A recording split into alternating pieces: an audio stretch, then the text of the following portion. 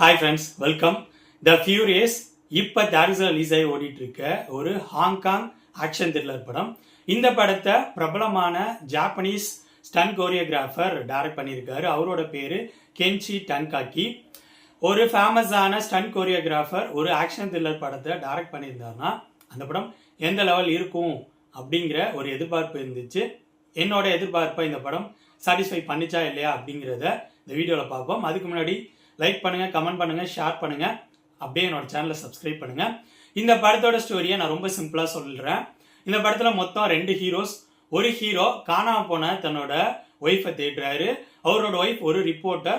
அந்த சிட்டியில் குழந்தை கடத்தல்கள் ரிலேட்டட் இன்ஃபர்மேஷனை கேதர் பண்ணிட்டு இருந்த ஒரு ரிப்போர்ட்டர். அவங்க சடனாக காணாமல் போயிருப்பாங்க. அவங்கள ஒரு ஹீரோ தேடிட்டு இருப்பாரு. இன்னொரு பக்கம் வாய் பேச முடியாத தன்னோட பொண்ணை தன்னோட கண்ணு மூடியை கடத்திட்டு போறப்ப அதை தடுக்க ட்ரை பண்ணி முடியாம போன ஹீரோ தீவிரமா தன்னோட பொண்ணை தேடுவாரு. இந்த 2 ஹீரோஸும் தனித்தனியா தேடிட்டு இருப்பாங்க. ஒரு கட்டத்துல இவங்க 2 பேரும் சேர்ந்து அந்த குழந்தை கடத்தல் கேங்க தேட ஆரம்பிப்பாங்க. இதுக்கப்புறம் படத்தில் நடக்கிற அட்டகாசமான ஆக்ஷன் சீக்வன்சஸ் தான் த ஃபியூரியஸ். இந்த படத்தை பத்தி சொல்லணும்னா, இந்த படத்துல எனக்கு இந்த படத்தோட ஆக்ஷன் சீக்வன்சஸ் ரொம்பவே பிடிச்சிருந்துச்சு. அதுதான் இந்த படத்தோட மிகப்பெரிய பலம். ஒரு ஸ்டண்ட் கோரியோகிராஃபர் ஒரு ஆக்ஷன் த்ரில்லர் படத்தை டைரக்ட் பண்ணா எப்படி இருக்கும் அப்படிங்கிறதுக்கு இந்த படம் தான் பெஸ்ட் எக்ஸாம்பிள்.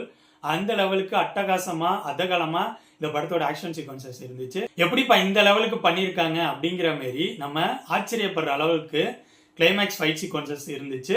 இந்த படத்தோட ஆக்ஷன் சீக்வன்சஸ் நல்லா வரதுக்கு ஏற்ற மாரி டெக்னிக்கல் டீம் சூப்பராக ஒர்க் பண்ணியிருக்காங்க. ஒளிப்பதிவு, background music, editing, VFX, production design work, அப்புறம் சவுண்ட் எஃபெக்ட்னு இந்த படத்தோட டெக்னிக்கல் டீம் எக்ஸ்ட்ராடினரியான ஒர்க்கை கொடுத்துருக்காங்க. படத்தில் நடிச்சவங்களோட பெர்ஃபார்மன்ஸ் நீட்டாக இருந்துச்சு. அவங்களோட பேர்லாம் கொஞ்சம் டிஃப்ரெண்ட்டாக இருந்ததுனால என்னால் மனப்பாடம் பண்ண முடியல.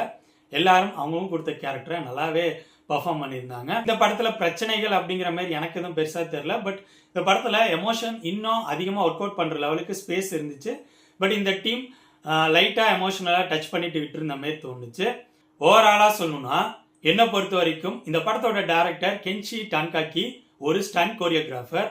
அவரு ஒரு ஆக்ஷன் த்ரில்லர் படம் எப்படி இருக்கணும் அப்படிங்கிறதுக்கு எக்ஸாம்பிள் சொல்ற லெவலுக்கு இந்த படத்தை அட்டகாசமா டைரக்ட் பண்ணியிருக்காரு. இந்த படத்தோட ஆக்ஷன் சீக்வன்சஸ் ஒன்றும் அதகலமா இருந்துச்சு.